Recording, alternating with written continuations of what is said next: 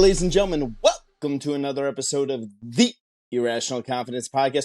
We're talking college football, and it's time to unleash the top 5 teams in our preseason poll. It's an exciting time here. These are the 5 best teams in all of college football. Something to say about these fan bases are ready, raring to go for the 2023 college football season. So before we get even rolling along, make sure you like, subscribe, wherever you get your podcast from. Hit that notification bell. Get notified every single time because you're not going to want to miss. We got conference previews coming on, and we will have our week 1 preview telling you what are going to be the best games to watch. So don't miss a single moment of the action. And these 2 beautiful, shining, smiling faces at you. But I'm joined for the 3rd season going into this top 5 here. My co-host, Fresh. And the number one question that people ask me with Fresh is, what does he do when he has nothing to do? He plays board games. Yes, my co-host, Fresh. Fresh, how you doing? I still lose to myself in Monopoly. It's pretty bad. Haps, pretty good. doing great. These 5 teams, they're all loaded rosters, historic squads. It's going to be very intriguing how we break down these 5 because they're very similar and they all have an impact on each other. Gosh, I'm really Fresh. I'm excited to get into these teams here because there's so much to say about them. The margin that separates this team from 1 to 5, we agreed, and this is what people don't know. We rank our top 25 separately, and we don't share that with each other. We had these 5 teams. I want to say we have 2 teams flipped, but we had the same 5 teams as the best 5 teams in all of college football here. So if you're just joining us, if you haven't checked out, what are you doing? Go back, watch the first 4 or 5 episodes here. Check out the back half of the top 25, but real quick, we'll run it down for you. Pitt came in at 25, Mississippi State 24, South Carolina 23, Texas Tech 22, Wisconsin 21, UCLA 20, UNC 19, Ole Miss at 18, Clemson at 17, Kansas State at 16, Oregon State at 15, Texas at 14, Notre Dame at 13, Utah was 12, Oregon was 11. Top 10 included Tennessee at 10, Washington at 9, LSU at 8, Florida State at 7, and the USC Trojans at number 6, outside looking in. So, Fresh, before we get rolling, forget it. Let's just roll. Our number 5 team in the country going into this season is the Penn State Nittany Lions. 11-2 last year, came off a huge, and I mean a huge win in the Rose Bowl. The only 2 losses come to teams that made the college football playoff. This is a good team. I mean, this is a really, really good team. Nicholas Singleton may be one of the best young running backs in all of college football. I'm high on this kid. As an Ohio State fan, I am not looking forward to playing this kid for the next 2 years. I think he's an absolute monster.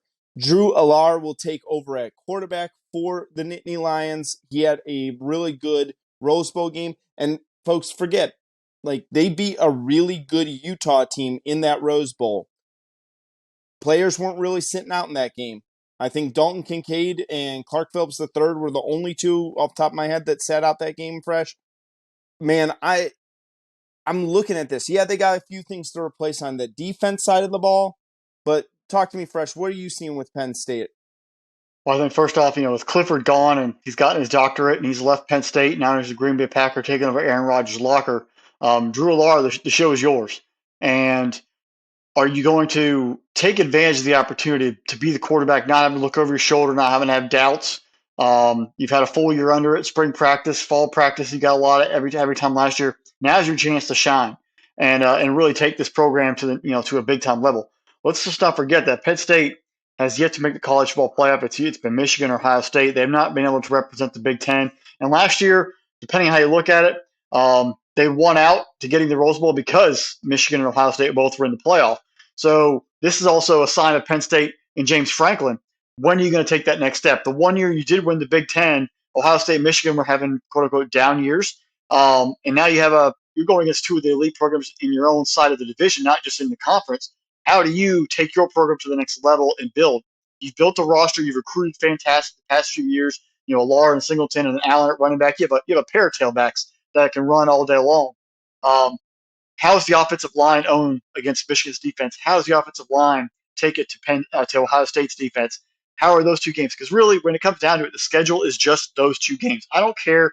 You might play Iowa, you might play Illinois, West Virginia, Maryland, Indiana, whoever. The only two games that truly matter and are going to matter for Penn State is Ohio State and Michigan. And it's been like that every year for the past, I don't know how many years, but that's really the only two games that need to be their focus and drive.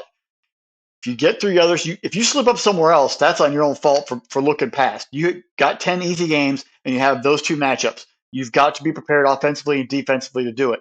Offensively, I think you have young pieces, and they're going to be, if they can play it up to a level, they competed early on with Ohio State last year. 2 years ago in Happy Valley, they gave Michigan all they could handle. So there's times where they show up and they make things happen. But can you give them a full 4 quarters and survive? They gave Ohio State a heck of a football game, and then late, it became the C.J. Stroud and Marvin Harrison show, and they couldn't stop them.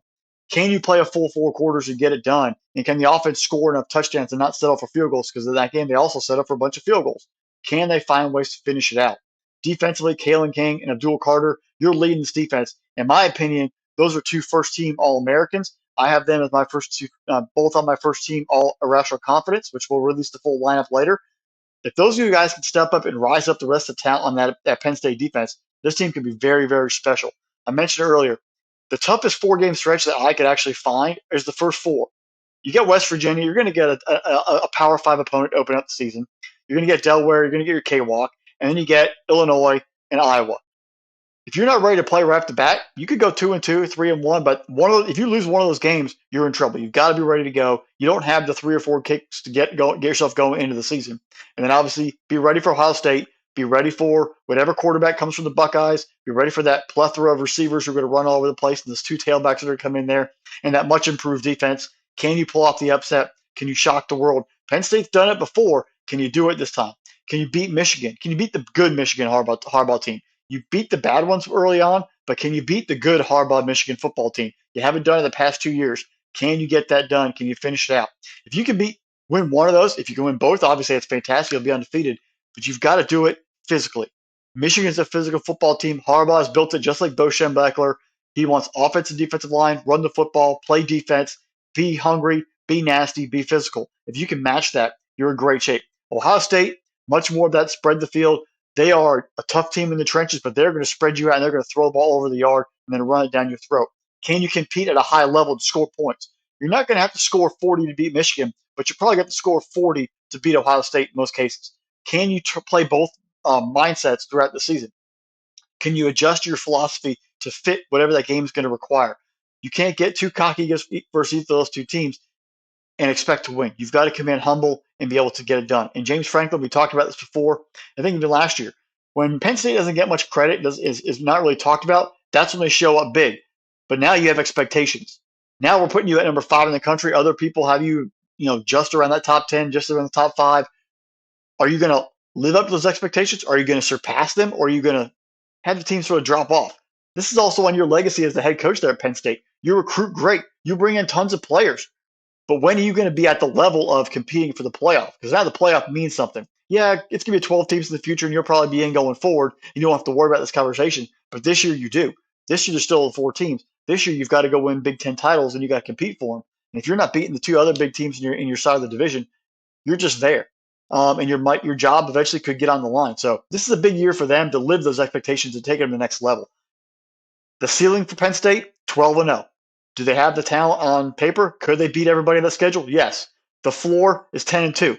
If they're anything lower than 10-2, James Franklin, in all likelihood, at the regular season, his job should be come into question, because I could see them losing to Penn State. I could see them losing to Ohio State and Michigan. But if you're losing to anybody else in this schedule with this team, maybe you're not the right guy. So this is also big pressure on you to show up, not just the players you're recruiting, because you're getting a bunch of 4s and 5-star recruits. You're finishing top 10 every year. This is on you to show up now as the game day coach and get it done. Not the offseason coach, the game day coach, because you have the players. Now can you get them to rise up and play at the high level? And that's where I see Penn State this year. A lot of talent on this roster, but I'm really excited to see what they do in Happy Valley if they can live up to expectations. Penn State scares me, Fresh. I've been saying this for the last 2 years, and I think really I'm really happy, again, as an Ohio State fan, that Penn State's coming to the Horseshoe and we're not having to go to Happy Valley. Again, I'm going to kind of echo the same thing you're saying here. It's a 3-game season to me. I mean, I'll throw in 4. Traveling to Champaign week 3 to face the Illini, that's not going to be an easy road test, but you should have the talent to beat that team. You should.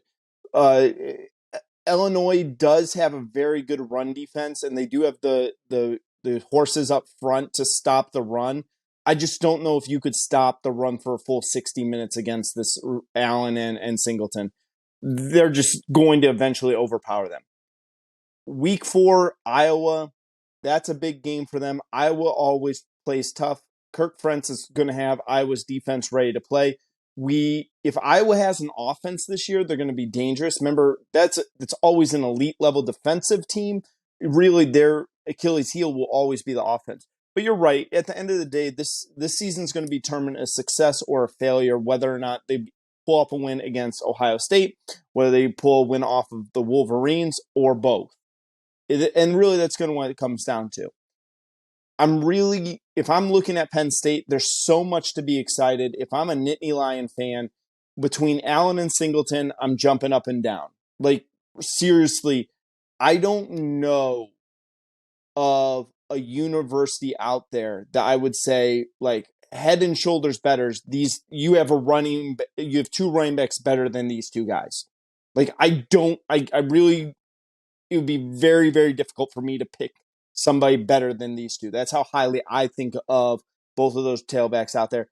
I want to see more out of Allard. Comes in highly ranked, 4 touchdowns, 0 interceptions when he played last year. I like that a little bit. Parker Washington's going to be the big thing. If Parker Washington starts to increase a little bit with where he kind of played last year during his he got drafted. Washington's not the guy I'm thinking of. My apologies on that one. I'm thinking of Tinsley there, and he's the one that also got drafted. So I screwed up on both of those. I'll figure out who the guy I'm trying to think of here when I go back into my notes.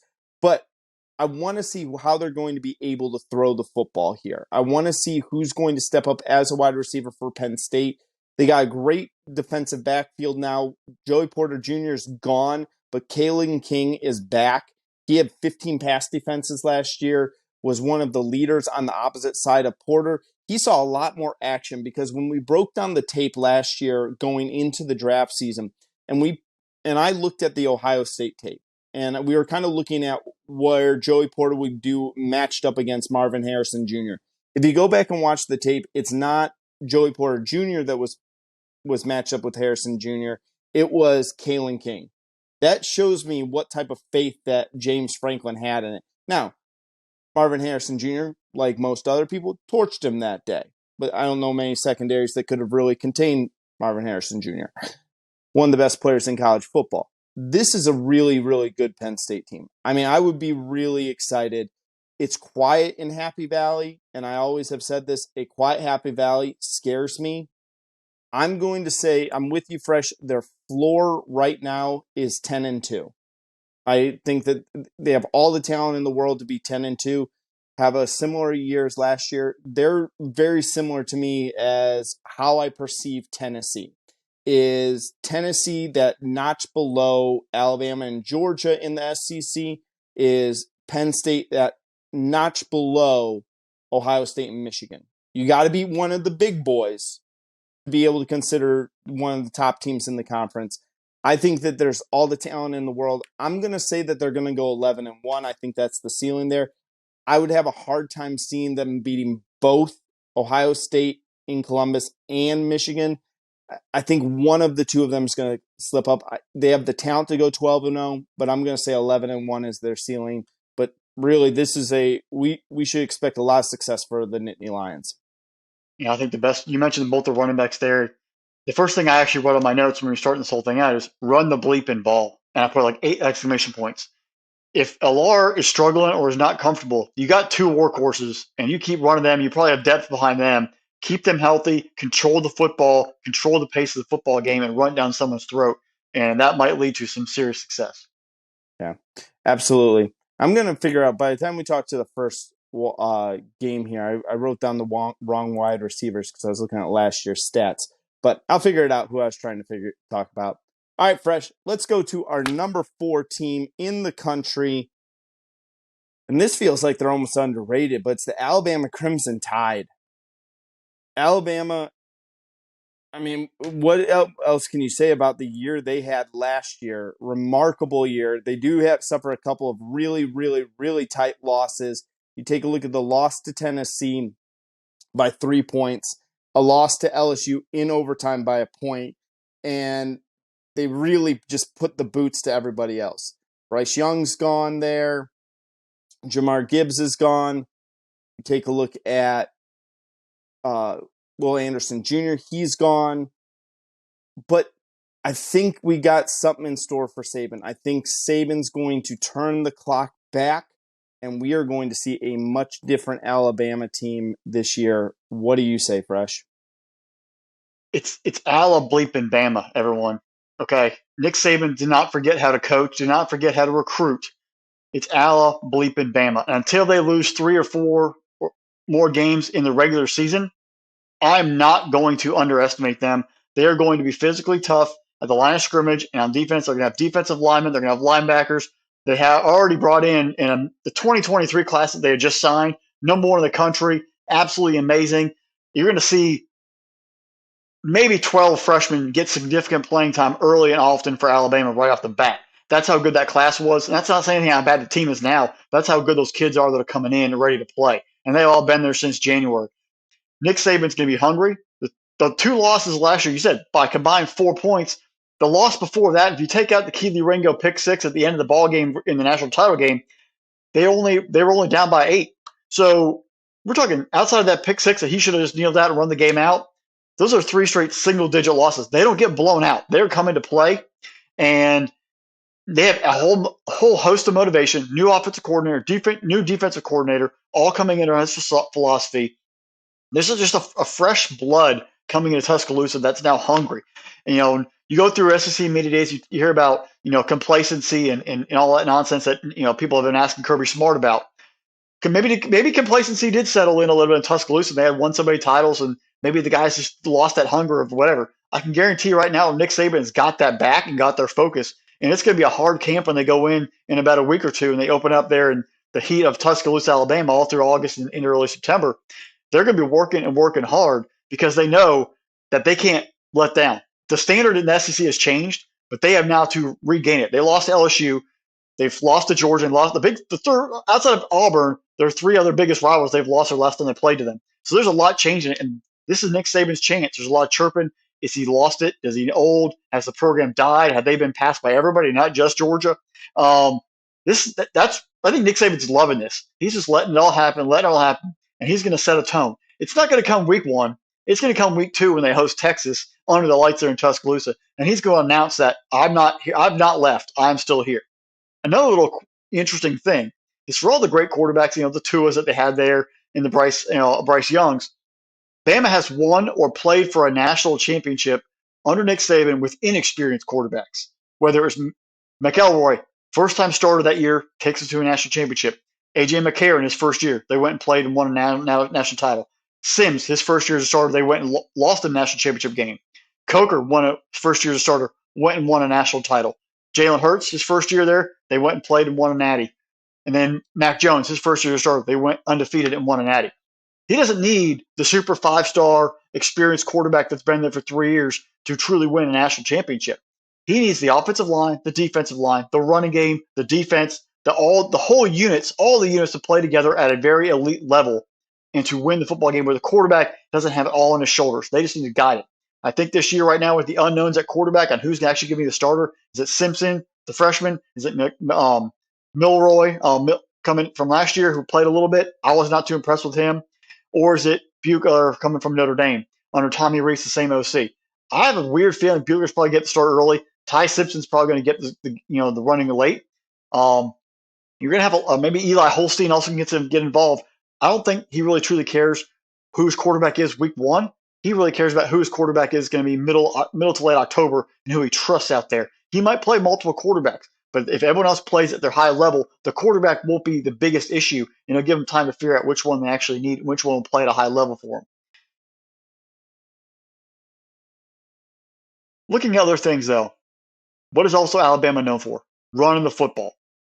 Gibbs was weird last year, being more of a scat back on the perimeter, catching the ball in the backfield. They haven't had those big-time power backs in a couple of years. This year, they bring in two big freshmen, Richard Young and Justice Haynes. The two of them are going to run down the field left and right. They flashed in spring practice. They flashed in the spring game. I have a feeling the two of them are going to be in for a very, very exciting and powerful year right off the bat to make their statement in T-Town. If they can get rolling early and the offensive line can play with a little more confidence because they haven't played it much lately, they were a lot more pass pro and Bryce Young and not having the running game to help offset that. If they can get a chance where offensive linemen like to do, take the initiative and run people down and be the bulldozer instead of being attacked, that will get the running game going. That will help the quarterbacks. That will maintain time possession, keep the other team's offense off the sideline, and let this young team build talent-wise and grow as the year goes on. If they can get those things lined up, it gives them a great chance to keep moving forward. Now, they do host Tennessee. I think Tennessee is going to bring in a very lethal offense. Is this team ready to go by the time Texas or Tennessee shows up? Texas is going to be early. They're going to have to win that one tough, but Tennessee's going to give it to them in October, and then a couple weeks later, LSU.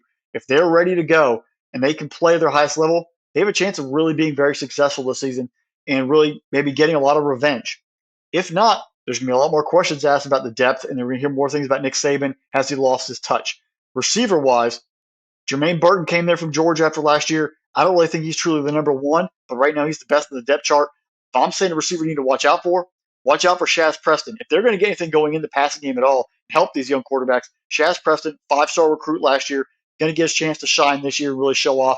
If he can take off, a lot of these other young guys in that depth chart can take off, this team can really surprise people because right now, we don't really know what we're going to get from Alabama because we don't have too many returning players outside of Kool-Aid and outside of Dallas Turner on defense. You're going to get a lot of unknowns, but these guys can play at the high level what they recruited at and at the standard of Alabama. They're going to shock a lot of people early and often and make it really scary. When it comes down to the schedule, though, October 7th, Texas A&M. Somehow Jimbo always has their number. They always give them a heck of a time. Be wary of that game. Do not overlook A&M. I got a feeling they're going to be much better this year than they were last year. And then it comes down to the Tennessee game, LSU. And then if Hugh Freeze, somehow Auburn always gets it down when they go to Jordan Air. If Hugh Freeze gets Auburn playing tricky, they might be able to pull off an upset in the Iron Bowl. So there's games that they should watch out for.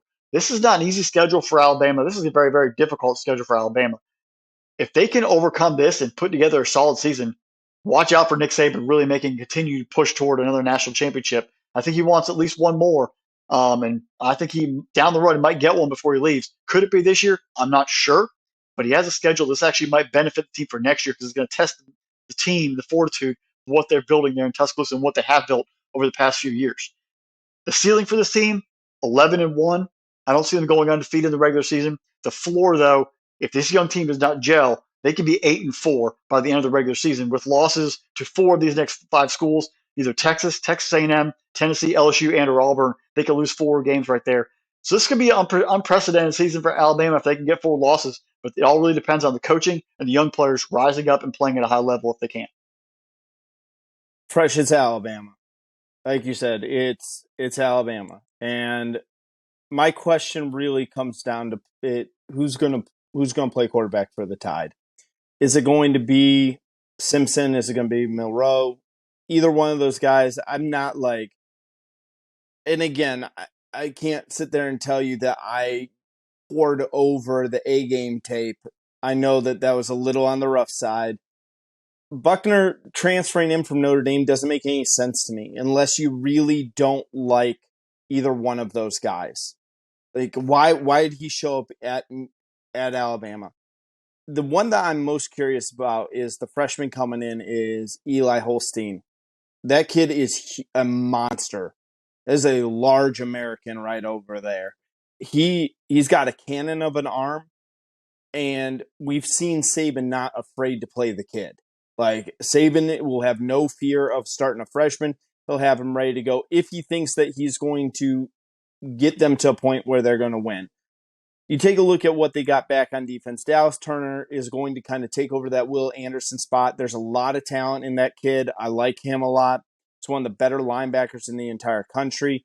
Kool-Aid McKinstry is going to be maybe the top cornerback in the draft next year. He's top 2 or 3 right now in the conversation. We'll see how this year goes. So you know that they're going to play defense. Bill O'Brien's gone as the OC, bringing in a new one right now. It's going to be interesting. Nick Saban's still going to have his hands on this Alabama team. I would be stunned and amazed if we're looking at this schedule for any other program. You're right, Fresh. You're lucky to pull four losses, only 4 losses on this schedule. Because right now, just looking at this, they have 5 preseason ranked teams on their schedule coming into the season. It is going to be a murderer's row starting that September 9th game. You take a look at their next, set of games there. You go Texas. Yeah, you go to USF, which is a random thing. Alabama going to Tampa, which I was like, all right. Recruiting to play in Tampa. That's exactly what it's all about. Right. Ole Miss, okay, that's in Tuscaloosa. I don't think they're going to really have Saban's number, and Saban has a tendency to beat up on Lane Train at Mississippi State. But then you start going at Texas A&M, Arkansas. He's going to be jacked up for Tennessee. Luckily, you get a week off before you place LSU, and then that's really going to tell us where Alabama is. I'm looking at them after that November 4th game. We're going to really have a good idea whether or not Alabama is going to be playing for the college football playoff or if they're going to be playing in a New Year's Six bowl game again. I don't really think much of Hugh Freeze at Auburn. I get it. It's the Iron Bowl. It's a rivalry game. Crazy things can happen. Yeah, come on, guys. Let's not exaggerate. Auburn was really, really, really bad last year. Really, really bad. So I don't know about that. We're going to be then taking a look at that SEC title game. So this Alabama schedule, it's brutal. If they get the quarterback fixed there, I think that they have a good shot at going to it's stupid for us not to say that the ceiling for Alabama is 12-0. I just because it's Alabama. It's Alabama. I can't sit there and say that they can't go 12-0. I'm with you and say 11-1 is probably more likely, especially with that quarterback issue going on. But I think Saban's going to turn back the clock, run the football, play defense, ball control, keep games around 24, 27 points offensively, and really kind of stifle another team's offensive firepower. I'm going to ask you a question here, Fresh, and I'm going to see what you really think about this one. If Alabama were to lose 3 games, do we say that is the dynasty officially over? Well, it'll be the first time under Nick Saban since he's arrived at Alabama they've gone 3 years without a national championship. Yeah. He still has the most national titles ever but from Alabama's dynasty perspective, it would put it on very thin ice. I would say you have to get through give me through a complete cycle, because there was one early on, at least every single recruiting class have won national championship, at least one. Okay. If the kids who came in 21 don't win one by the end of 24 in a 4-year window, then it's over, because then you've broken that cycle where a kid came on campus and in 4 years never won a championship. Right. All right. I kind of feel the same way. I don't want to stick a fork in Nick Saban by any means. I don't really want to doubt him in any way, shape, or form. But I am starting to – I really hope for his sake and for Crimson Tide fans that was a blip and not something that we're going to see again. Because there were some things. They had a lot of talent last year. But there were some things that really you were concerned about. Giving 52 points up to Tennessee. That should be concerning to them. I think the concerning point really sort of tipped off when the Iron Bowl of 2021, where the offensive line looked so average. Right. They survived it, but at that point you started seeing there were some kinks in the armor with that offensive line, which we've never seen in Alabama before. But you were referring to, how many Halloween movies have they made where he keeps coming back? You think he's dead and he keeps coming back. You can't let Nick Saban get any hope, because if he does, he's going to come back and haunt you all forever. So eventually he's still that evil monster for everybody else in the SEC and the nation that you've got to watch out for. And isn't it great? Like, this is the level of expectation that your program lives at. Like, if we don't win, if we're not in the college football playoff, if we lose 2 games in a year, then people are going to say our dynasty, that we had a dynasty won and that it's over. Like, just stop for a second and think about how insane those level of expectations are from a fan base. So Alabama fascinates the living bejesus out of me this year. So oof, it's going to be a fun one to watch for them. It will be. All right, let's go to our number 3 team in the country, and that is the Ohio State Buckeyes. Coming in number 3. Fresh, I'm going to let you go first on this one. I'll let you go first. I was in the Mercedes-Benz Stadium for the Peach Bowl, and I saw an extremely elite Ohio State football team take Georgia to the brink. And if it wasn't for the kicker, that ball wasn't even close. We would have had a TCU Ohio State national championship game, and we would have had Ohio State national champion. That's how close this football team is. They are an elite squad, and they're only going to be better this year because I think the defense will be that much better. The way they built, they made a jump from 21 to 22 defensively, and they now have to make that jump from 22 to 23. And that really comes for me what happens in the fourth quarter. You've lost 2 straight to Michigan. It is what it is. It's actually made in my opinion, it's made a rivalry again because Ohio State was owning that series for a long, long time.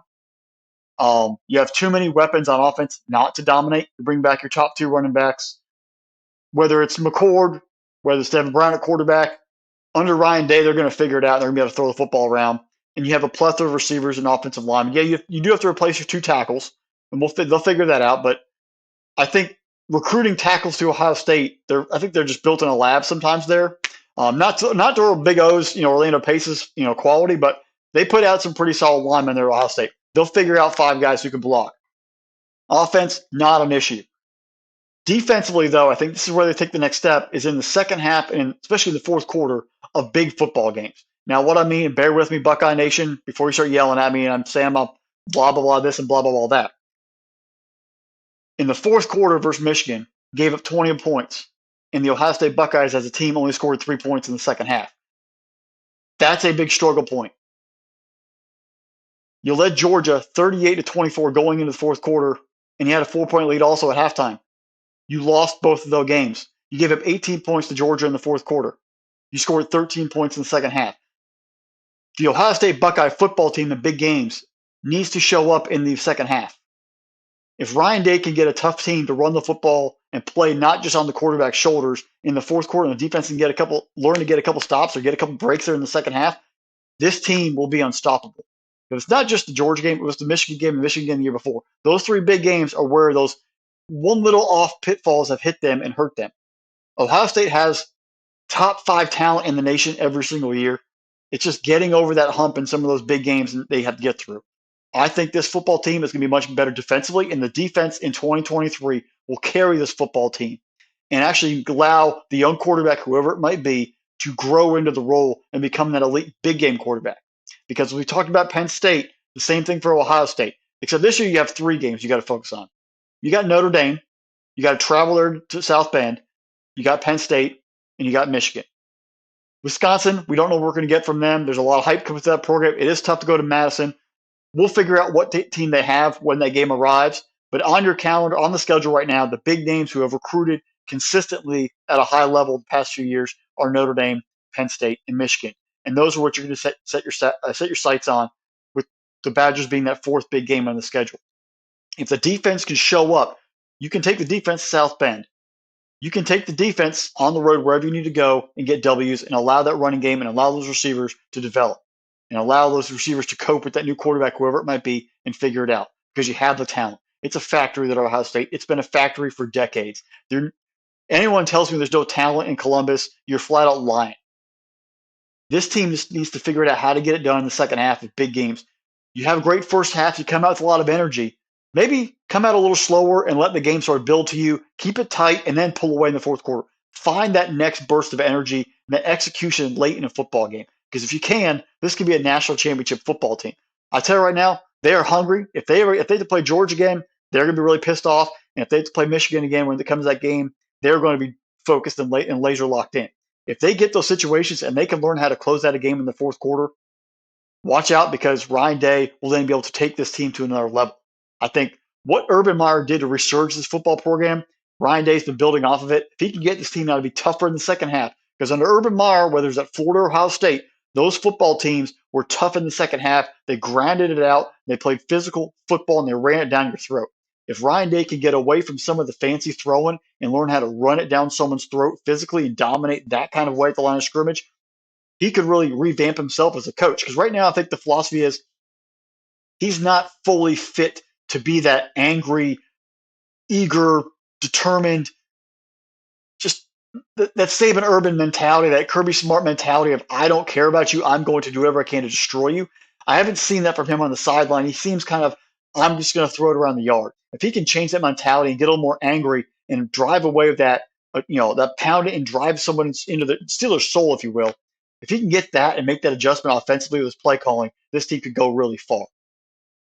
Obviously, I just mentioned the first test of this team is going to be in South Bend at Notre Dame.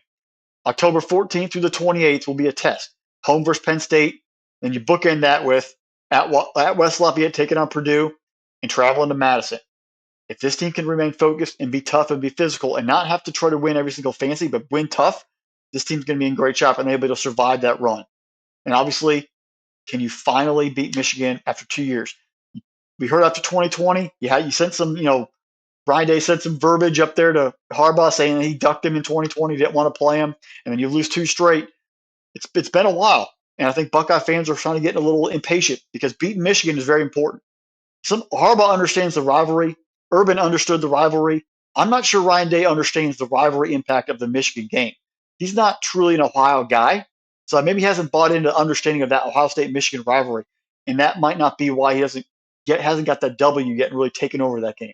If he can figure that out and play like those other guys have and coach like the other guys have, he can get this thing back on track for Ohio State and move forward. I think the ceiling for them is undefeated season 12-0, going to the Big Ten title game. The floor is 10-2. This team has all the talent in the world, and I think they're going to be a playoff team. I'm going to say it right now. Do I think they're undefeated? 10-2 might even get them in the playoff, depending on how those losses come out to be. But this is a very good football team. But can they win in the second half? Can they win in the fourth quarter in big games and take it to the next level? That's what I want to see in 2023. Oh, fresh. So I look at this and it's been a long time trying to slowly, because again, I try to stay very unbiased on things, and I try to stay very balanced. And I will tell you this, it took a very long time for me to get over how close Ohio State was in 2022. They are, as again, our resident NFL special teams coach, Coach McCord, kind of broke it down a little bit for us. The field goal kick really came down to the kid's plant foot, and he gave us kind of this long explanation on how narrow his plant foot was through his the follow through leg, and that you saw it on the field goal previously, and that's one of the reasons why he didn't even have a shot to make that field goal. The question everyone's going to be asking for Ohio State is who's going to be quarterback. It looks like it's going to be Kyle McCord. He's going to be given the first shot. Don't discount Devin Brown, but I think that is a year away from now. There's a couple of kids coming up. This team is loaded offensively. You got Mayan Williams back. Travion Henderson, all last year, was dealing with a torn ligament in his foot. He's back this year. You got a kid like Dallas Hayden, another guy who got a lot of meaningful carries last season. Oh, yeah. You got a kid by the name of Marvin Harrison Jr., who may be the best college football player in all of college football this year. And that is not me being biased one bit. He is that dominant of a wide receiver. But people also, again, I'm going to say, Emeka Egbuka was a 1,000-yard receiver last year with 10 touchdowns. You get Julian Fleming back. You got Cade Stover back. You have loaded teams. most importantly thing, though, for Ohio State is the fact that they were able to keep their coordinators. Brian Hartline is there. Get a second year of a Jim Knowles defense there. Jim Knowles defense usually takes a jump in year 2. We saw the change because defense was truly the problem as they went away from Kerry Combs, going over to Jim Knowles last season, and they're going to have some absolute monsters in the middle of that line.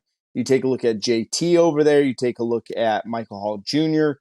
Both of those are really big hog mollies in the middle of there. Then you talk about Jack Sawyer. I would really love to see Jim Knowles unleash Jack Sawyer this year. Highly rated recruit coming in. You've seen flashes at times from him, but he needs to really put it together for a full year. And then there's the fan base that I need to kind of talk to. We need to stop with Ryan Day. We need to stop. And there's a lot of people out there. I talk to a lot of Buckeye fans out there. And first and foremost, the John Cooper references are ridiculous. They're absolutely asinine and ridiculous because he's not John Cooper. John Cooper didn't win the games. Ryan Day had the highest winning percentage of any coach after 50 games. He is year in, year out producing top 10 recruiting classes. How many times has he put you in the college football playoff? How many times has he put you in the national title game?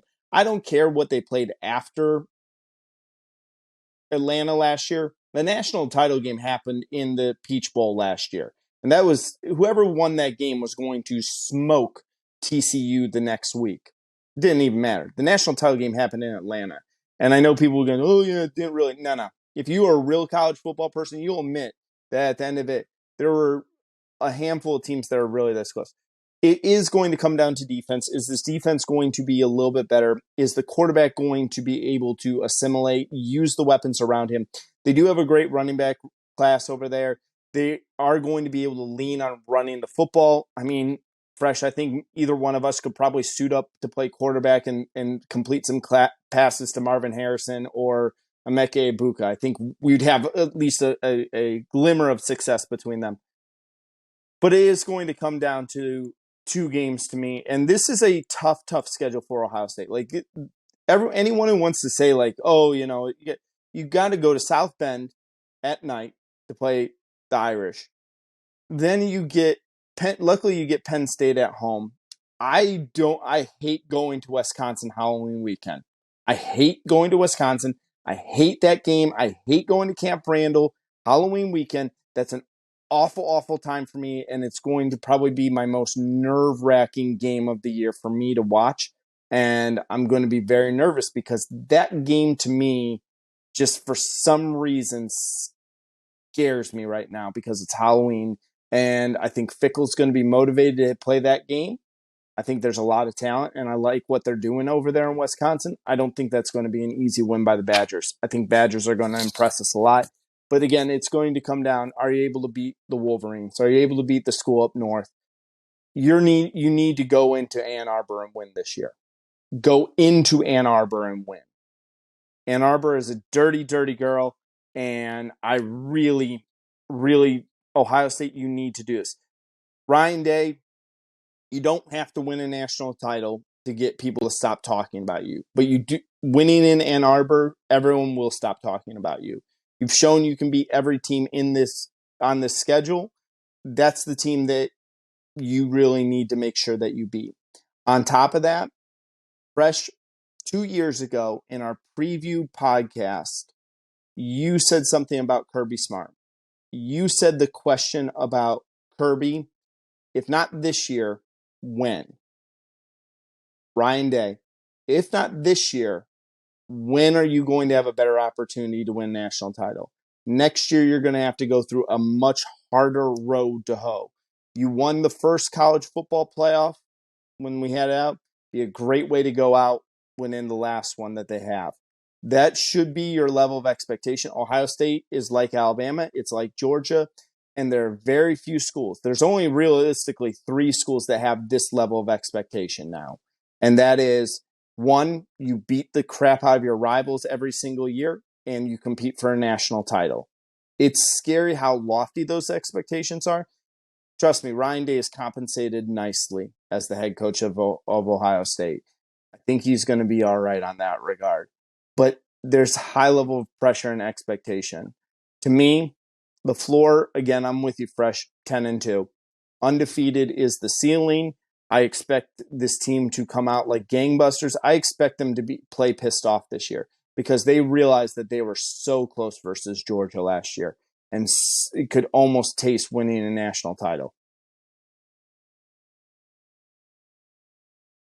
Well, fans, first off, I just want to make sure so we don't hear the trolls out there going after poor Seth. It's not the end of the playoff after this year. It's the end of the true playoff of only 4 teams because 12 teams is not a playoff. 12 teams is absolutely just chaos, and there's no point in playing the regular season. So let's just settle that so you don't come chirping in the comments about that nonsense.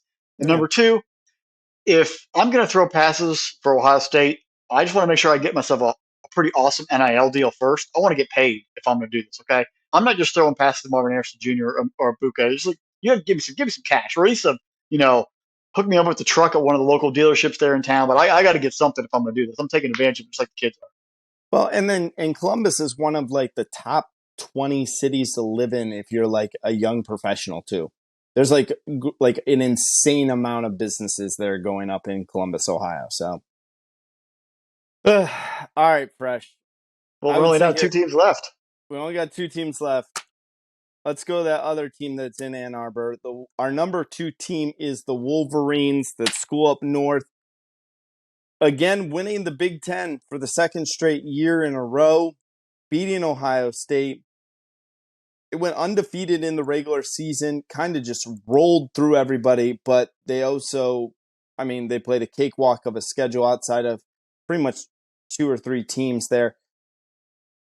And then they get completely shellacked by TCU in the playoff. And it kind of like, granted, TCU was really good, but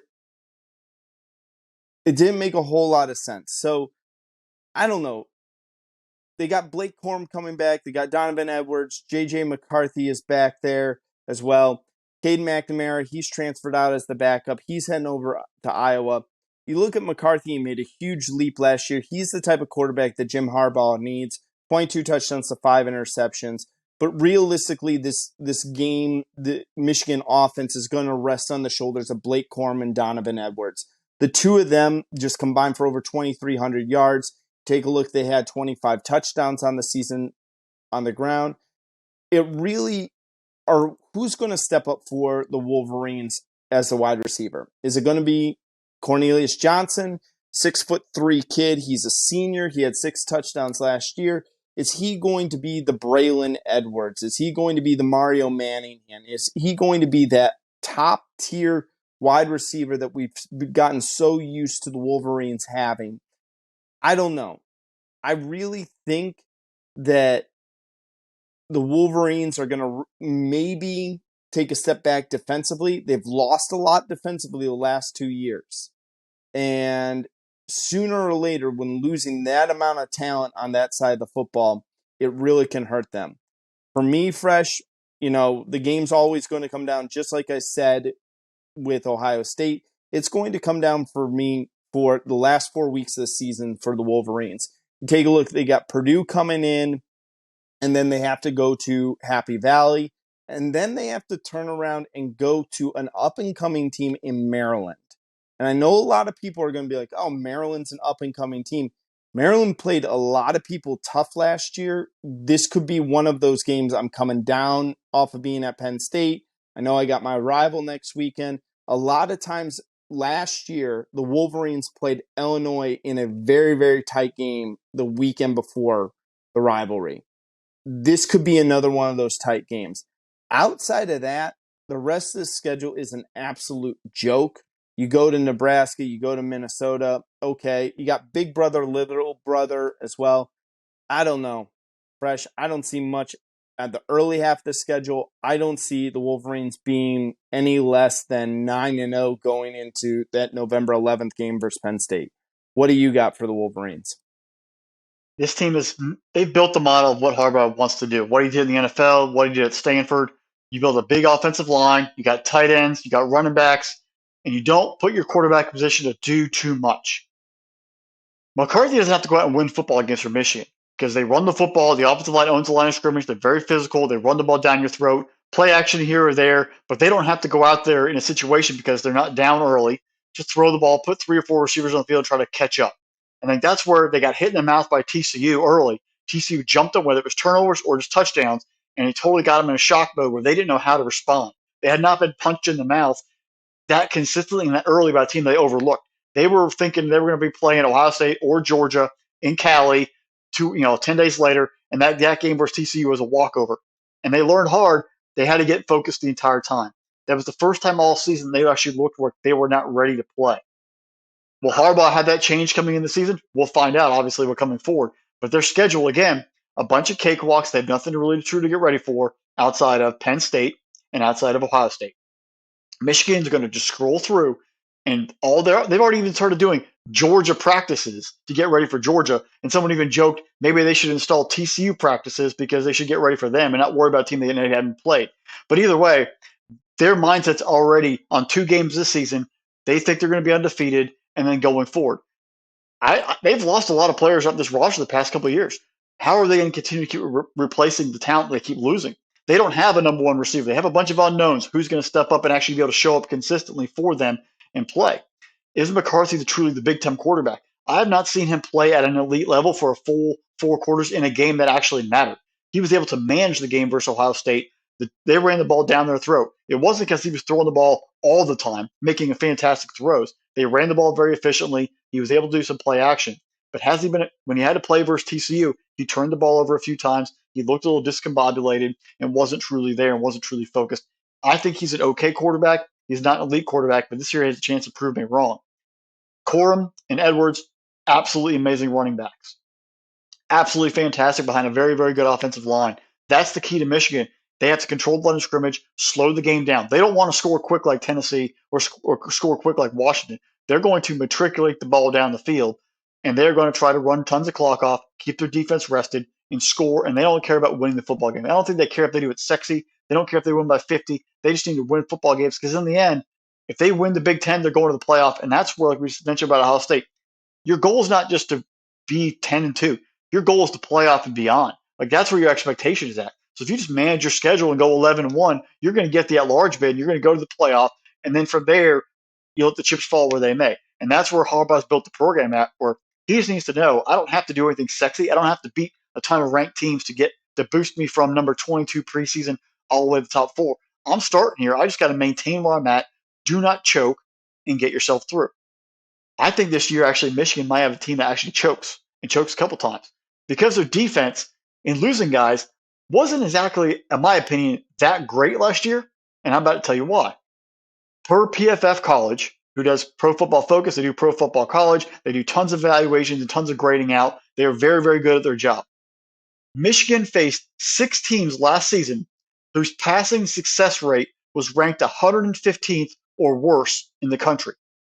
Half of your schedule were the bottom 12, 15 teams in the country in throwing the football. You never had to worry about protecting against the pass. You brought everybody up in the box. And you were able to shut down the running game because the quarterbacks and receivers in the opposing teams were god-awful. The only 2 teams you played in the top 30 were Ohio State, which was 3rd in the nation, and Penn State, which was 29th. Outside of that, you played nobodies who could throw the ball on you. You had nothing to worry about. You could bring your safeties and bring your cornerbacks up. You had no issues whatsoever, and you were able to control the game at your own pace. If you start playing offenses that actually control, because TCU was actually 67th in the pass efficiency, and they still put up tons of points on you and beat you. If you start playing legit teams consistently, it's going to expose you. And that team got exposed because they didn't play very good offenses, and it allowed that defensive rating, just like Iowa, the same way. You play terrible offenses for the most part of the year. You make your stats look fantastic, and you're like, oh, we're a top 5 defense. When the proof hits the pudding, you're actually not that great. You were playing a bunch of terrible teams. And I think that this year they're going to be exposed because they're going to play a few better offenses. And as the time goes on, not just this year, but next year and the year after, unless they start recruiting more elite players to Michigan to play defense and get better and better and better and evolve their team, they're going to pay the price. Is their window closing? I personally think the window is getting toward the end. That is a 2-year run there. Ohio State's very upset. Penn State's getting better. The rest of the Big Ten has woken up with Matt Rule and Fickle coming into the conference. They're in trouble. Yes, the playoff will expand in the future and probably get them in anyway. But when they start playing nationally, they're going to be in much bigger situations. They're going to fail. Michigan has to take advantage of this year in 2023 because if not, that blip on the radar for Harbaugh is going to quickly fade, and they're going to start losing some battles in the trenches, losing some battles in the recruiting, and losing some battles on the scoreboard because they aren't what they truly think they are. They are not a tough team. If they had to play in Alabama or Georgia right now, they would still get run over because they're not tough defensively and offensively consistently at a depth perspective. They have maybe one guy there, but they don't have that second and that third guy. They're living in some sort of weird situation. Once they develop that and they can build it, they'll be okay. But I think this window is closing for Michigan, and they need to watch out. Bo Schembechler never won a national championship. He won a bunch of Big Ten titles. Jim Harbaugh is doing the exact same thing. He's won 2 straight Big Ten titles. Hasn't won a playoff game, much less played for a national championship. I think they're becoming the same thing. He loves him. He played for Bo. He wears the hat just like him, puts the glasses on, walks around the field looking just like him. He's literally becoming Bo Schembechler. He's not going to win a national championship, but he will win Big Ten titles. And I think that eventually is going to wear off, where he's going to become a victim of his own success, where he's won Big Ten titles, and that's no longer the standard. The standard's a natty, and I don't think they're ready for that. I don't think they have the talent and the depth to win that, and that's going to pay off this year. Michigan's in for a rude awakening. Their 2-year window is coming to a close. They're going to get hit with reality really quick unless they adapt and evolve as a football program to the national scheme. With that said, the schedule, it's a cakewalk. Michigan State's the only true game that I think could even be perceived outside of Penn State or Ohio State as a tough game just because it's a rival. They're going to wipe Mel Tucker and the Spartans off the map. That won't even matter. Ceiling is 12-0. Floor is 10-2. But after this, future looks a little bit rougher for Michigan with everybody else catching up. They better take advantage of it now because in 2024 and beyond, it's going to be real tough. Fresh, I'm with you on that. I'm looking at Michigan this year, and I'm saying that they're going to go. I can't see them losing more than 2 games. I think Penn State and Ohio State are the only 2 options that really could give them fits, but the rest of the schedule is just too easy to me. I mean, if they lose a game in there, by all means, like, wow. And we would be remiss not to mention they do have one of the top offensive linemen in Zach Zinter. Like, he is one of the best offensive linemen in college football, which allows them to run the football really, really well. But I'm with you on this. It's going to come down to those 2 games this year. The level of expectation is changing in Ann Arbor. It is going to be expecting to play for a national title. They still haven't even done that. They haven't even played for a national title. That's what their next step has to be. They don't have to. I don't necessarily think Harbaugh has to win a national title. And I think that the comparison you make with him and Schembechler is a great comparison. I really do. But at the end of the day, he's got to at least play for the national title. If he doesn't at least do that, then great. If he keeps beating Ohio State, then they're going to still love him and they're going to keep him around. But there's always going to be that desire for more. You know, Wolverine fans are going to want more. And then you take a look at next year. You know, it's not a cakewalk of a schedule. You got Texas, you got USC, and then you got Ohio State as well. So they're going to have 3. Plus, they also have UCLA on the schedule. You know, UCLA is not going to be world beaters, but they are going to be a good football team. So it's coming in. All right, Fresh, let's get to our number 1 team in the country. Back-to-back national champions. Obviously, they have to come in at number 1, and that would be the Georgia Bulldogs. It is very impressive what Kirby Smart has been able to put together for Georgia.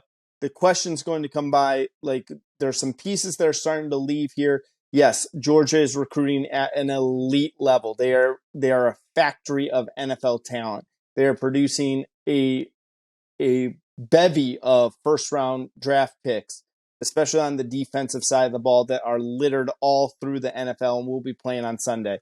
That alone is one of the best recruiting pitches. I don't care about your NIL deal. I don't care about my $100,000 NIL deal that pays me out over 3 years or what have you. What I care about is that first-round NFL contract and that signing bonus. Plus, on top of that, I'm going to wind up getting that NFL pension. Who cares about NIL deal when I got that type of talent? There are some questions there at Georgia. I do have some questions going into this year, But Fresh, I'm looking at this Georgia schedule here. We're getting on Michigan there. There's a couple of them. Like South Carolina plays Georgia tough every single year. I know everyone's going to say good old-fashioned hate September 30th at Jordan-Hare against Auburn, but as I said earlier with Alabama, I don't think much of Hugh Freeze in Alabama. This, for the Bulldogs, the season starts at the cocktail party for me. If Georgia is not 6-0 going into the cocktail party, someone please check on Fresh. He's a nice guy. Make sure you call him if there's a reason Georgia's not 6-0 at that point. Please make sure he is safe and well cared for at this moment. But they should be by all intents and purposes. But really, the question comes down to Carson Beck, man. Was kind of, he looks the part. He should be the next great Georgia quarterback. I think the biggest loss for Georgia is going to be Todd Monken. That's me. And I'm going to tell you this here, Fresh. I'm going to use the comparison in 2014 when Ohio State wins the national title. The biggest loss wasn't, they didn't really lose anybody on that team. What they lost was Tom Herman as the offensive coordinator. And you started not a major change in offensive philosophy, but you started to see little things that were different, that weren't done the same way, that Urban was kind of changing on fly. Still had Ezekiel Elliott. You still had Cardell Jones. You still had Michael Thomas. You had this really great team there, but something just seemed different. I'm curious to see what Monken does there. But again, you're talking about a team that, listen, if anyone wants to be crazy and say that Brock Bowers isn't the best tight end in college football, I don't know what you've been watching for the last 2 years. The dude's a monster. That is one of the best receiving tight ends. He may be one of the best receiving tight end prospects to come out in the last 10 years. You have things with Georgia that you're going to have every single year. Georgia is a running back factory. There's guys by the name of Todd Gurley, Nicholas Jamal Chubb, Sony Michel. I'm sure there's other ones that Fresh is going to say, oh, yeah, you forgot about this guy and that guy and what have you. Georgia produces great running backs. You got a guy by the name of Kenny McIntosh, who is an absolute monster at 6'1", 210. He got drafted into NFL. I'm thinking of Dejon Edwards here, Fresh. That's the second time I've done this. And, oof, boy, howdy. And Kendall Milton. Kendall Milton's the other one coming back there. So I knew I had to get him straight there for a second. But both of those guys are absolute monsters there. And, oh, yeah, they got some other cats coming in. Fresh, I'm looking for a weakness for Georgia. I really am. And I don't see it. This is a team that's loaded. They're going to be in the conversation from day one. They're going to be in the conversation. There's only 3 games that I even think, again, weird things happen in Jacksonville, but Kirby Smart's kind of ended that whole charade there. Ole Miss has some talent, and not enough maybe to beat Georgia, but maybe to make it a little uncomfortable. But that game's in Athens. And Tennessee. And the only reason why I would say Tennessee is because the game's in Knoxville. And that's it. I don't know. You tell me, Fresh. You see a weakness on this team? Because I'm really searching. I do have one last little tidbit, but I'll wait for that one. Well, first off, how about them dogs back to back? These are the good times. These are the happy times right now. We all just keep cherish the moment. Is what we're trying to look at here. And some of us never thought this might happen for a while, and now we're here. Now let's try to maintain and maintain the level of standard that you are now. People are referring to Georgia as a standard of college football, not Alabama anymore. And that Dana Holgerson said it. You've seen it from Brian Kelly. It is a changing of the culture throughout the landscape of college football of what Kirby Smart has done. He took the blueprint from Alabama and has built it in here and has shown that he can get guys to play and work at a high level. Will it last forever? Who knows? Most likely not. But you got to continue to keep building and riding the wave as much as you can. Because right now everyone's looking at you and they're going to come hunt you down and try to beat you because you are the item you're the top of the mountain, and you've got to have one gunning at you to replace you. And that's where this is sort of set. And when it comes down to it, you've won back to back. So that puts you in a very, very rare era of can they three-peat? Nebraska won back-to-back in the 90s. They didn't three-peat. There's USC teams that won back-to-back. They didn't three-peat. Alabama won back-to-back. They didn't three-peat. You start thinking like that lines of even there's Miami teams that were absolutely amazing. They didn't three-peat. Florida State teams were really good. They never won back-to-back. Florida teams didn't win back-to-back in the heyday when they were running through. Like there are legendary teams that were dominant for periods of time that never won back-to-back, much less even won a three-peat. That's where the rare air of you're at right now as a program and the opportunity you have to really be historic. The only college football team FBS to three-peat is Minnesota, and they did it in the 30s. We're not talking Minnesota hockey. We're talking Minnesota football.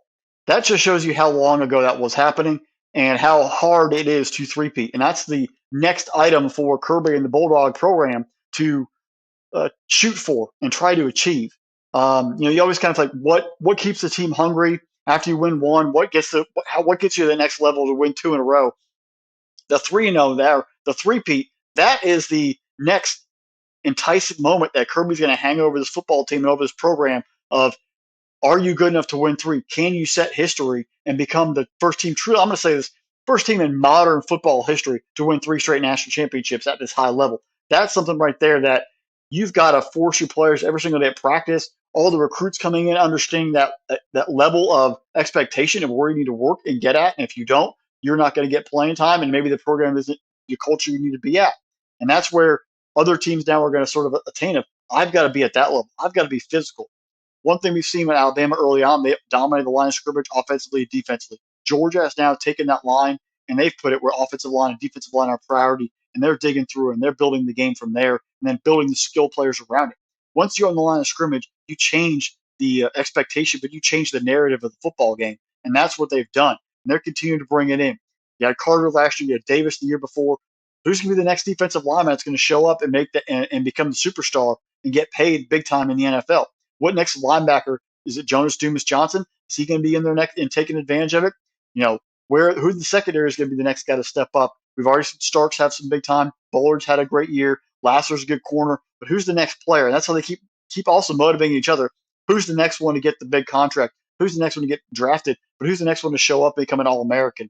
And that's where you sort of keep that carrot in front of the horse, if you will, and keep that motivation factor going. When it comes to Carson Beck, he's been there forever. He could have transferred out, but he stayed. And if everyone doesn't know, Seth and we record from Jacksonville, Florida. Carson's from Jacksonville. He went to Mandarin High School, won a state championship at Mandarin. Nobody thought that football program was even at elite status, and they went through one of the highest levels in the state of Florida and won a national championship. So don't tell me this kid can't play football. For him to even stay there and compete and practice and show up, he has the skills. But now the lights are all on him. He doesn't come in spot time when they're up by 40 and gets to run 15, 20 plays in mop-up duty. Now you're going against the ones from the very start in the biggest environments. How are you going to respond when you go to Knoxville? How are you going to respond when you come to the cocktail party into your home city where you've been born and raised and play against the Florida Gators in your basic stadium? You watch the Jaguars play with you as a starting quarterback. How are you going to respond? These are now the things that, yeah, it's great in practice, but now, Carson, the spotlight's on you. And if you're really to live up the expectations of playing at the high level, but also coming out of the shadows, Stetson Bennett and what he did, that's a huge thing. That's a lot to put on a kid. You just need to be yourself. Don't try to be anybody else. Don't try to be Stetson. Don't try to be anybody else you might think of at a high level. You just got to be yourself and play football and play within the means of the offense. And we also talked about, you brought players coming and players going. Everyone sort of doubted the depth of the team coming into last year, and last year's team was pretty fantastic, and they were able to get it done. Don't doubt the depth that this team has this year, because if you do, you're going to end up with a loss on your schedule when you play the Dogs. You've got to come in and attack them and respect them from the very beginning, and I think they're going to respect you. You respect them and understand that there might be a guy you've never heard of on that depth chart who's going to pop up one day and become an NFL player, just like they would any players at Ohio State or Michigan or Alabama. These guys are now factories of football players that are coming at an elite level, and they're going to bring it a high. And I expect this team they're going to run out there. They're going to play a bunch of guys. The schedule is not very tough. Oklahoma was removed on it because they're moving to the league. The SEC took them off, which it makes the schedule look a lot less and a lot more, simple, as a lack of a better term. This team should be undefeated going to Knoxville, and there's no way around that factor.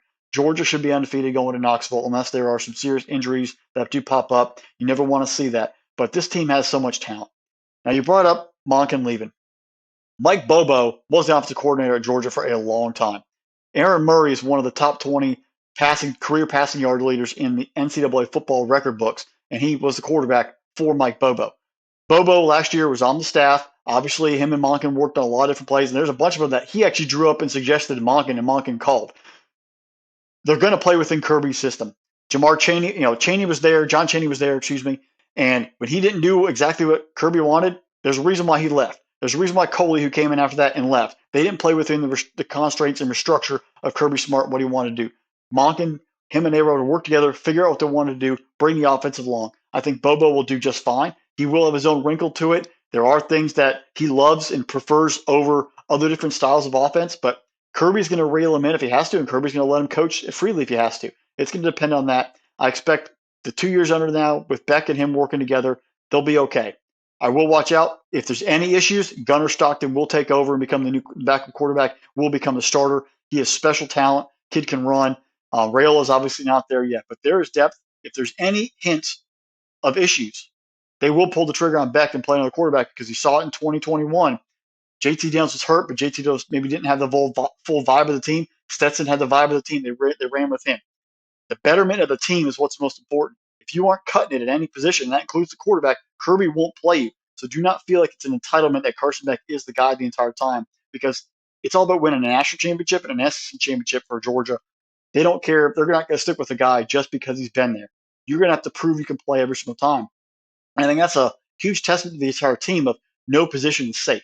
And that should be another, if you're building a program, you should still let them, no matter who you are, no position is safe, because the standard of winning is a team game. And if that person's holding it back and there's a player who can maybe make a difference behind them, that player should be playing, because a team victory or loss is more important than individual success. And I think that's where you build a strong program culture of keeping everybody on alert. And that's what Kirby has done. I think Carson Beck should understand that. Don't play scared, but understand if you're the weak link in the offense, you will be benched, because you have to owe it to your teammates and being accountable that way. I think expect to watch that battle play out the entire season of, is he holding up his end of the bargain? Is he actually playing at a high standard? Or if he does struggle, does Kirby pull the trigger on it and maybe play somebody else just to get a different flow in there and see how they respond?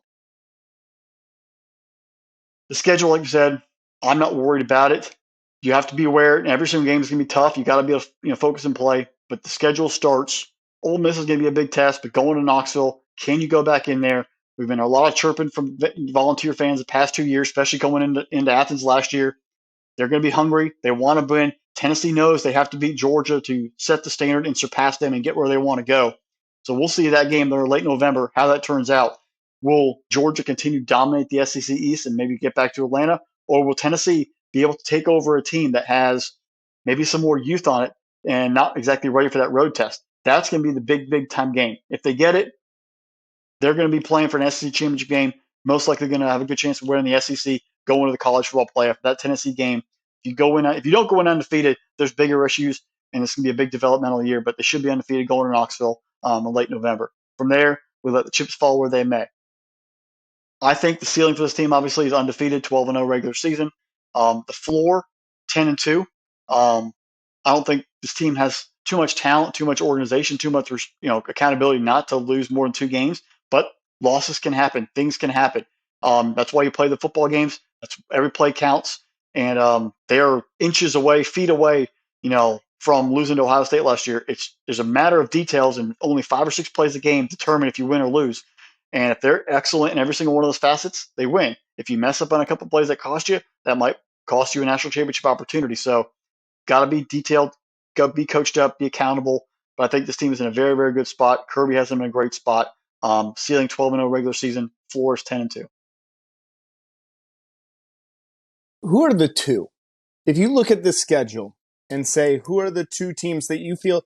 Let me ask you this, Fresh, because I'm looking at it, and again, I don't know how I'm being the more pounding the pavement. Which 2 teams that you would say have at least have the horses to keep up offensively and defensively with Georgia? I'll give you Tennessee. Who's the other team? There was a couple of years ago. You can't point a team out, because there could be something where the day is just bad. A couple of years ago, South Carolina under Will Muschamp went to Athens and beat Georgia. Last year, Missouri should have beaten Georgia if they were able to close out in the fourth quarter. You've got to survive. And if they have the fortitude to prevail in the fourth quarter, they win. If they don't, they lose. You've got to be perfect every football game. And that's where the complacency thing comes into play. Kirby talked about it. Complacency is my biggest fear. Guys think that, oh, we've done it. We're just going to walk in and the game's just going to happen to us. That's where you start losing. Ole Miss has actually beaten Nick Saban and the good Nick Saban teams twice because the guy's like, oh, it's just Ole Miss. And they go in there and they beat him. Not under Lane Kiffin, though, but they found ways to get it done. How do you think Jimbo Fisher was able to get a win? Or Johnny Manziel going in Tuscaloosa, knowing who, you're like, oh, it's Johnny Manziel, runs around, beats Alabama, a very good Alabama football team.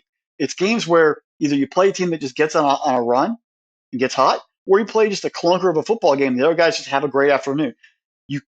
It's sometimes those are the games where you get up for the Tennessee game. You get up for the Florida game because of the cocktail party. But it's the other ones where you don't have the focus, like going to Mizzou last year. You came in like, oh, we're going to go to Missouri. We're going to beat the trash out of the Tigers. And before you know it, you're in a battle. And if you don't have that team mentality to hold it down and get it done in the second half, you lose that football game. Everything's down the drain at that point. It's those kind of games where they catch you. And it could happen. It can always happen. I can also wake up tomorrow and be 6'3" and a $185. Well, now you're talking crazy. I really am. Actually, technically, I could win the lottery tonight. Like, there's all sorts of things that could happen.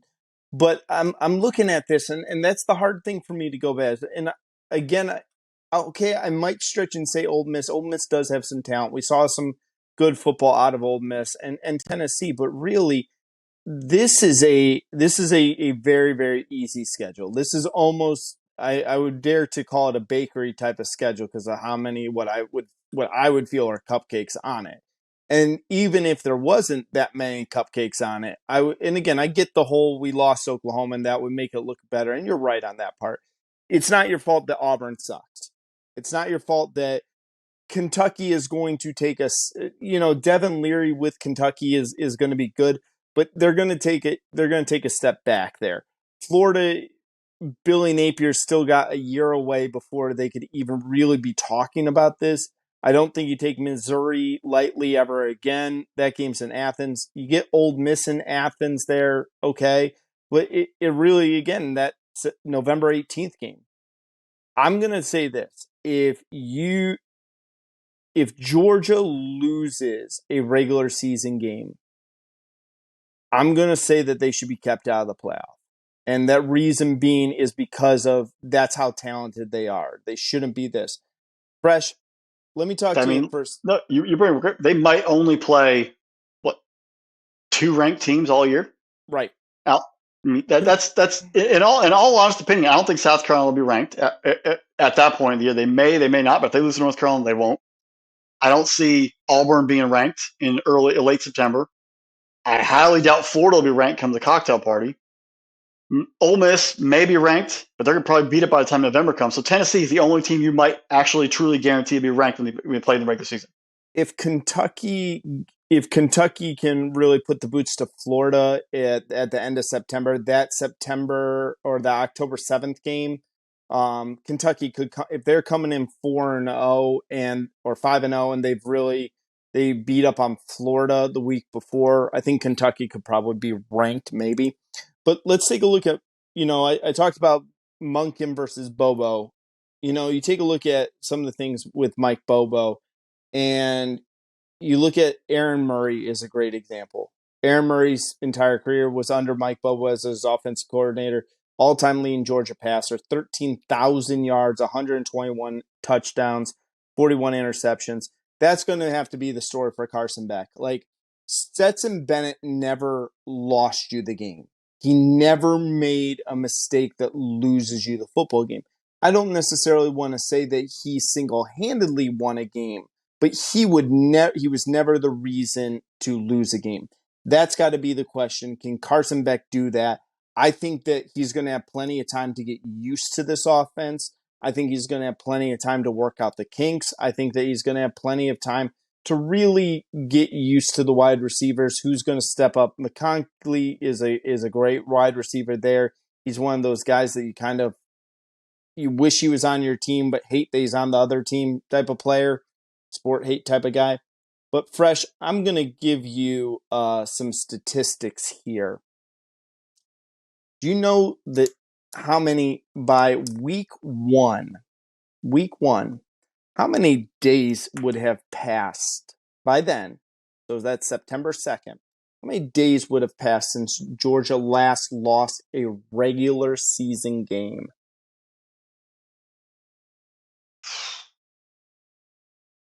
Oh, they didn't lose one in 21, so it had been 2020.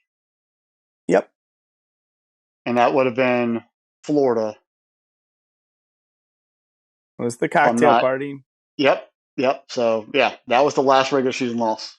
November 7th, 2020. By week one, 1,029 days have passed since Georgia has last lost a regular season football game. And that's week one. These are the good times. Now listen, let me put some of this in context here, okay? These are the good times. And hear this. UCLA's undefeated run lasted 1,092 days and arguably considered one of the greatest basketball runs in sports. Now, again, they play a lot more. They play not 80, I think the 80-plus win game streak there. Play a lot more games. Okay, I'll give you that one. Hulk Hogan was WWF champion for 1,474 days. If Georgia wins a third national, if Georgia does not lose a regular season game, and again, you corrected me last record, I'm not counting the SEC or title game. I'm talking regular season, 12 games. You would meet Hulk Hogan's record to start next season, depending on whatever happens in there. Cal Ripken Jr. played 2,362 games in a row. So this kind of gives you some context of where Georgia's starting off the season in between regular season losses. This is a remarkable team, Fresh. They are built to win. They're going to be very, very tough. You're going to have to be playing on your A game. I don't see a team on here that really is going to give them a lot of fits until the end of November. We'll know what Georgia is. The question is the SEC title game and then playoffs, because that is now level of expectation. And good for Georgia fans, because you take a look at those things. And when I was looking at Mike Bobo, when he was in Georgia from 07 to 13. And I'm not going to go over those years because there's a quarterback in 2009 by the name of Joe Cox, rough year. And then the 2010 year, too, is real rough for Georgia. I didn't want to go through that on that piece, but you take a look and say it kind of gives you some context of how great this is. Yeah. Yeah, quarterback stability is something that I think is it ebbed and flowed back in the day, but I think it's still something that Georgia fans are getting used to, that having a consistent quarterback positioning strength is because there were some tough years there for a while. Yes, there was. All right, folks. Well, that is our top 25. It's the preseason. So one of the things that we will be bringing to each and every week, we will be doing in our weekly wrap-up show. We'll be talking about what going into the following week, what our top 25 is, who's the movers, who's the shakers, how does each week kind of go forward into that, and how we're going to do it. Fresh and I have talked a little bit about some changes that we'll have in our recap episodes, but we'll have a preview for you. And don't miss, we're going to be previewing all of the college football conferences coming up here. So make sure, like I said, hit that subscribe button. Visit spinablesports.com. Make sure you're checking out all the stuff we're going to have on the website. It is football season, and it is a great time to be alive. 2023 can't come soon enough.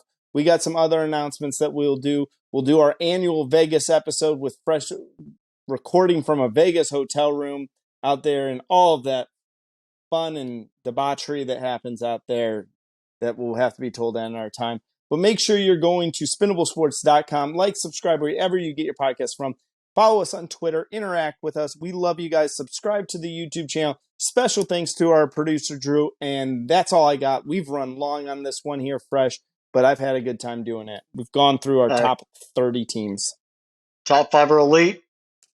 ready for the season. And with that, bye, y'all, and go Dogs.